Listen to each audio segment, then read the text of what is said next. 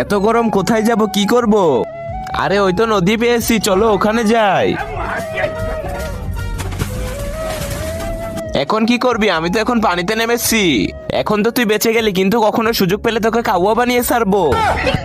আবে সুযোগই পাবি না। আরে ভাই তুই এখানে কি করিস? স্কুলের সময় হয়ে গেছে, তাড়াতাড়ি চল স্কুলে যাব। এত গরমে কোথাও যাব না, আমি এখানেই থাকবো। হ্যাঁ ভাই, এই গরম তো আমাকেও ছাড়ছে না, দাঁড়া আমি এক্ষুনি তোর কাছে আসতেছি, চলে আয়। ইয়াহু ইয়ে ইয়ে। এখানে ক্লাস চলতেছে, আর ওই বদমাইশ দুইটা কোথায়? স্যার ওরা নদীতে গোসল করতেছে, যা ওদের ডেকে নিয়ে আয়। ঠিক আছে স্যার। আরে তোমরা এখানে, প্রিন্সিপাল স্যারের আগে মাথা গরম হয়ে গেছে, তাড়াতাড়ি চলো।